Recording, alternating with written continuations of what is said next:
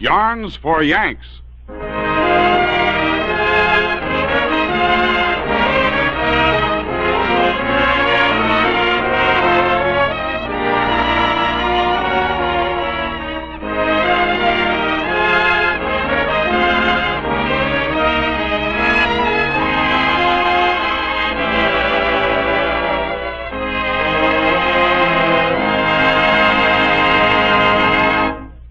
Yarns for Yanks.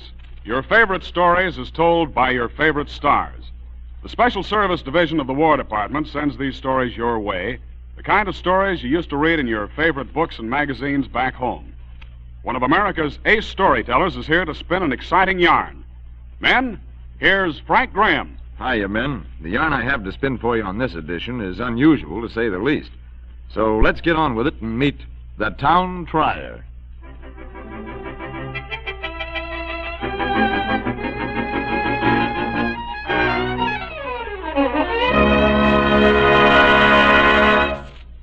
This is the story of Montgomery Tompkins. You've probably met Montgomery somewhere in your travels because there's one of him in every town, in every office, and in every group. Perhaps there's something of him in you. Montgomery, of course, was an extremist in his line, and that's the thing that led him into all his trouble. No matter what it was, Tompkins would try it. If someone suggested a new cold remedy, Tompkins went home and tried it whether he had a cold or not. He'd jiggled his teeth loose, hopping around on a pogo stick to stimulate his liver. He'd put himself in the hospital with a 2-week starvation diet undertaken for spiritual rejuvenation. He'd gone through periods of masticating his food 52 times before swallowing, of thinking only in positive terms of success, of not wearing garters to improve the blood circulation. He'd tried learning to play the piano in 10 easy lessons. And he'd tried multiplying his muscles with a 6-day perfect physique course. Although he abandoned all these projects as quickly as he'd adopted them, he must not be condemned as a quitter. It was the only way he could find time to try everything. It was merely a case of strict adherence to the adage, nothing ventured, nothing gained. However, in his particular case, the adage should be changed to everything ventured, nothing gained. He was in a particularly trying mood as he boarded the streetcar on the way to his office and glanced through the morning paper in a cursory fashion.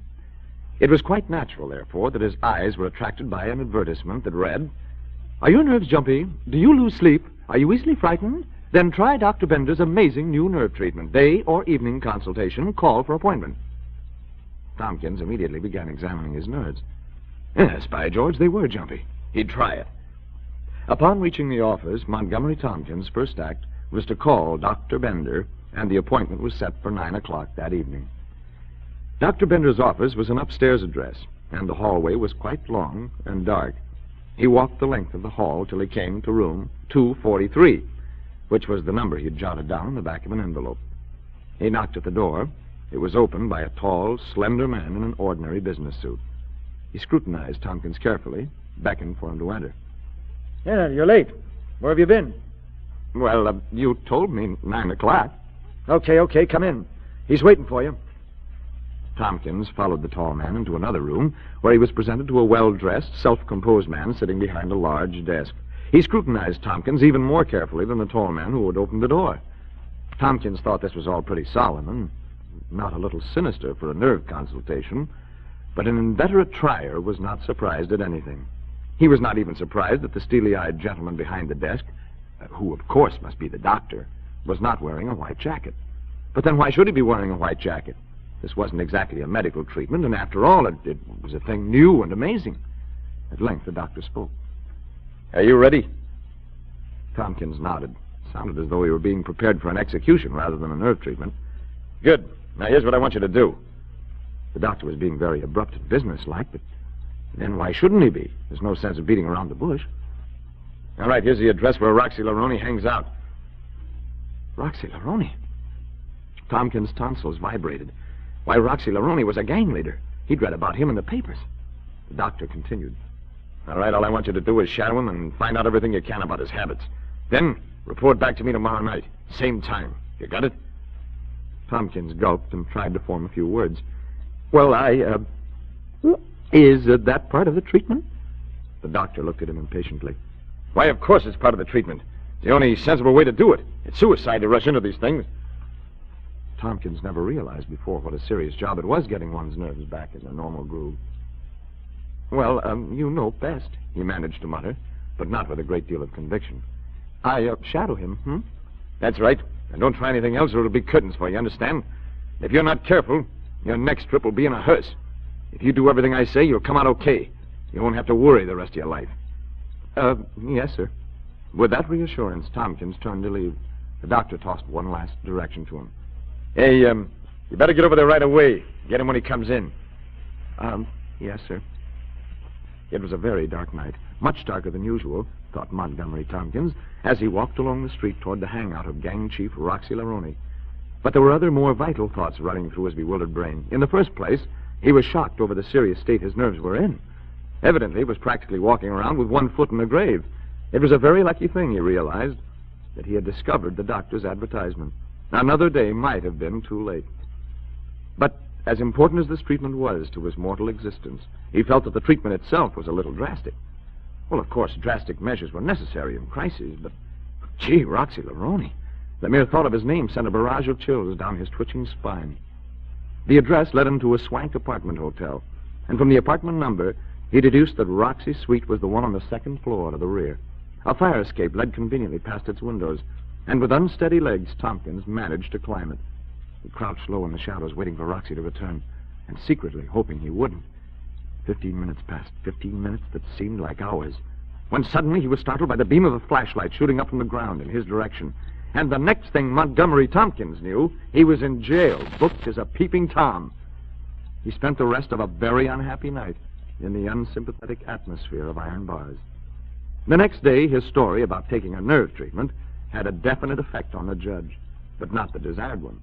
The judge had him hustled off to the psychiatrist for a mental examination. The psychiatrist, after some debating, pronounced him sane and shuttled him back to the judge, where he was fined $5 and sent on his way with a warning to conduct himself in a more gentlemanly fashion, or he wouldn't get off so easy the next time. It was a pretty harrowing as well as humiliating experience for Montgomery Tompkins, and it was with a heavy heart that he presented himself to room 243 that night to make his report.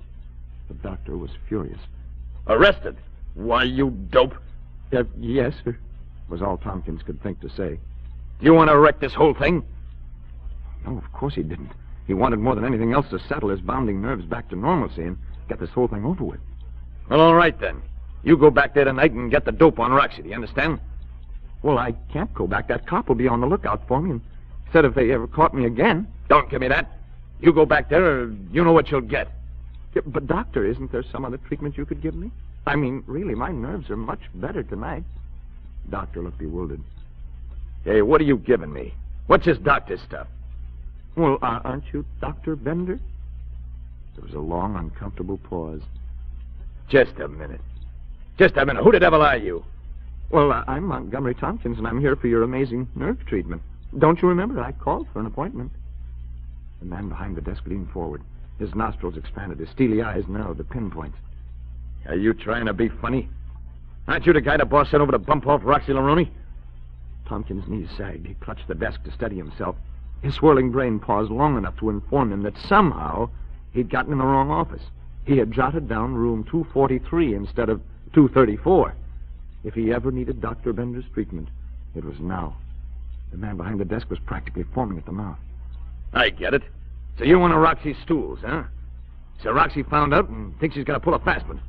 Well, he's got a nice little surprise coming up, and it's coming up tonight. Tompkins, you dirty double-crosser, you're going through with this. You're going to rub out Roxy, and you're doing it tonight. Tompkins couldn't even clutch the desk any longer. He sank to the floor. All right, stand up, you yellow rat. You've got a job to do, and I'm going along to see that you do it. It's either you or Roxy. Take your choice. None of Tompkins' disconnected arguments nor his pleadings could convince the steely-eyed man that he was merely a jumpy nerve victim in search of an amazing treatment, not a gangland stool pigeon. With a gun pressed to his ribs, Montgomery Tompkins found himself in the back seat of a long black sedan, heading toward a swank apartment where he was supposed to shoot down a gang chief in cold blood. This was definitely something he hadn't tried before. A block from the place, the car stopped. Tompkins and his armored companion alighted and strolled down the street very nonchalantly, according to instruction. Suddenly, Tompkins halted and whispered frantically, "Hey, there comes the cop that arrested me. If he sees me..." "Take it easy. Take it easy. Look, We'll just slip inside this drugstore till he gets by. Inside the store, they stalled around. While the gangster was purchasing a package of cigarettes, one of the clerks was busy asking Tompkins if he'd like to try his luck on a punch board. Even in his state of fright and nervous tension, Tompkins was still a trier at heart. He punched a number before his companion could stop him. The clerk picked up the number. Hey, nice going, buddy. You want a set of aluminum cake pans. Boy, are you lucky. You want to try another punch? But by this time, Tompkins was being hustled out of the drugstore. Not before he had time to pick up his cake pan. What's the matter with you, Tompkins? Cake pans. I got a good notion to bump you whether you get Roxy or not.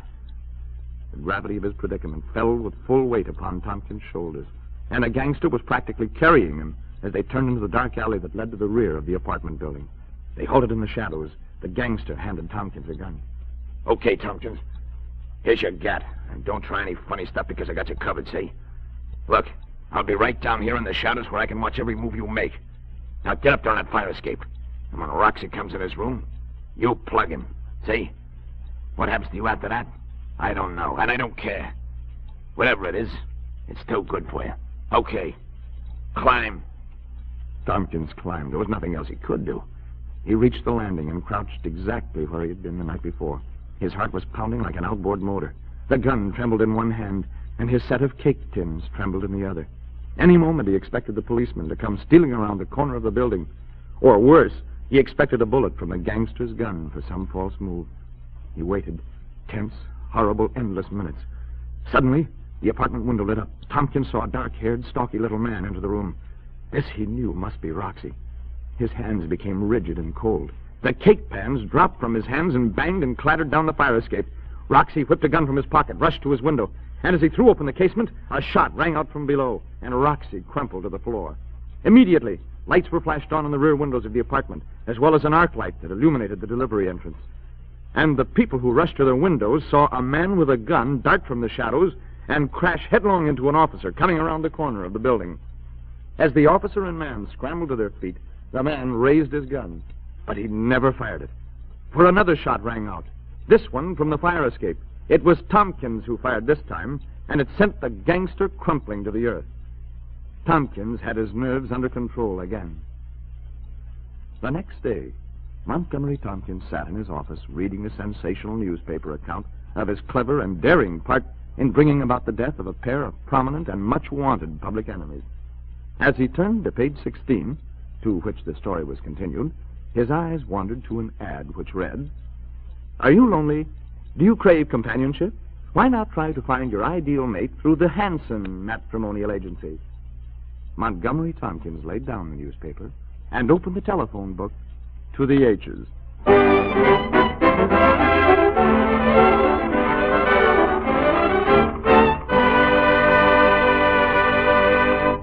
And that's the story, The Town Trier, spun for you by the well-known storyteller, Frank Graham. If you have a particular story you'd like to hear, write Special Service, Los Angeles, USA. And listen in for more Yarns for Yanks soon.